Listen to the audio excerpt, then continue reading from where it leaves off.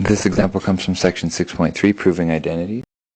In this first proving example, we're asked to prove the identity 1 minus sine squared x is equal to sine x cos x cotangent x. Your first step, I hope, when you do a proof, is to set up a left side, right side table so that you keep everything that is on the left side remains on the left side. So start off just rewriting the first part of the identity, 1 minus sine squared on the left side, and on the right side, sine x times cosine x times cotangent x. Now it's our job to try to simplify one or the other or both so that they eventually equal the exact same thing. No breaking any rules, in other words, no bringing anything from the left to the right or anything like that. But 1 minus sine squared is equal to cos squared. That's Pythagorean identity. We've used it a number of times before. Now, on the right side, I've got sine x times cos x, but let's change this cotangent to cosine x over sine x. Again, that's from the formula sheet. If you do that, you've got all multiplication division, so you can say, well, sine x divided by sine x is 1, cos x times cos x is cos squared x, and you get to the place that you were hoping to get to, which is the left side equals the right side, and you're done. So let me give you some hints for proving. I've given these on the board on a couple of worksheets, but worth writing it here for anybody that missed those.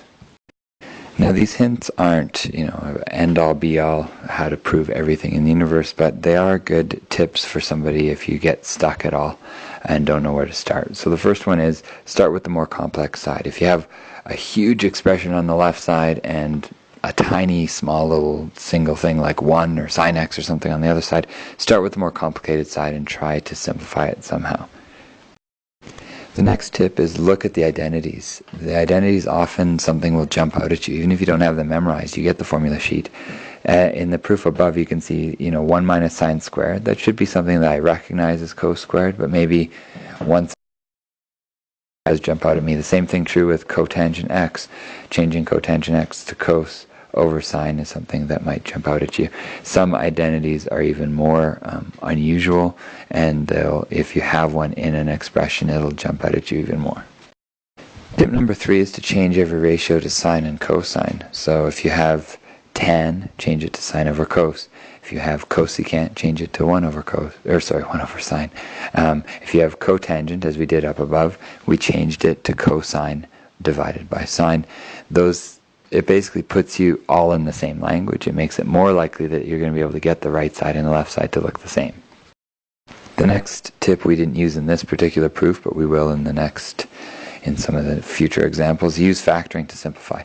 So if you see something that factors on the top or the bottom of an expression, factor it, and often once factored you can start to cancel something out with a numerator and a denominator. So use factoring. If something factors, do factor it. Hint 5 is you run into a lot of fractions in trig, a lot of ratios, sine over cos, cos over sine, 1 over sine, 1 over cos, and even more complicated ones than those. If you have addition, subtraction, multiplication, division of fractions, do it. Carry out the operation.